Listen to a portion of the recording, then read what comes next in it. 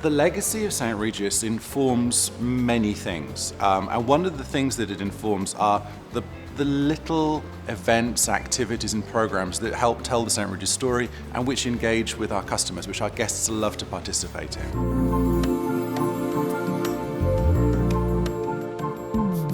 We love the idea of celebrating afternoon tea as a ritual, not a moment just for tea and sandwiches, but a moment in which we can bring people together in that important break point in the afternoon.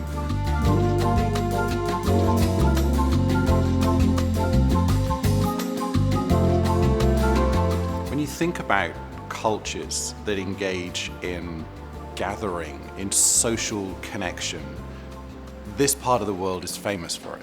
This is what families and extended families and groups have been doing for generations, for hundreds and hundreds of years. So bringing the afternoon tea ritual to the St. Regis in Doha has been a really important exercise. And in fact, the team here have assembled over 100 different types of tea in the Sarab Lounge.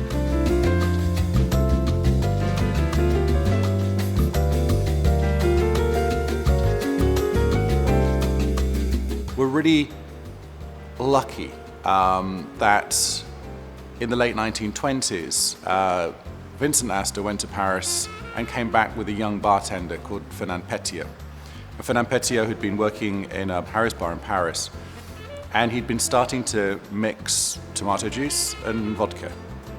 When he got to New York, he worked on that a little harder and produced a spicy tomato and vodka cocktail that we know today as the Bloody Mary. When we were thinking about what does the Bloody Mary look like when it's in the Gulf region, when it's in Doha, it was very clear that those spices that maybe come from Tabasco and Worcester sauce in the original recipe can be changed to that reflect the spice roots. This movement of all the exotic, expensive spices from the east towards the markets of the west. So the Spice Route Mary is part of that story. It's got the spices of North Africa, it's got the spices of Asia coming together to give a really fiery, peppery flavor that is unique to this part of the world, yet at the same time enhances and tells that Bloody Mary tradition.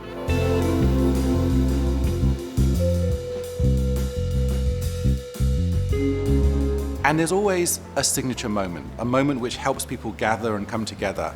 And here, as in many St. Regis's, it's about reviving a tradition that started in the champagne houses of northern France. So there's a moment in history all over the world where cavalry officers would celebrate victory or defeat with a bottle of champagne, a saber, and chopping the top off. And we see that as a great celebratory moment. And here in Doha in the evening, as the head butler comes out and chops the top off the bottle, it starts to bring people together. They start to talk, they start to enjoy a drink, and it's the beginning of their evening ritual.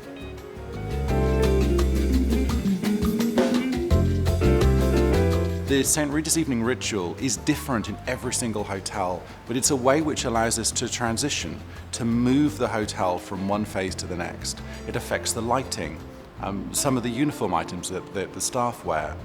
It engages the butlers as they go to your room and dress the room ready for you for when you come back at the end of the day.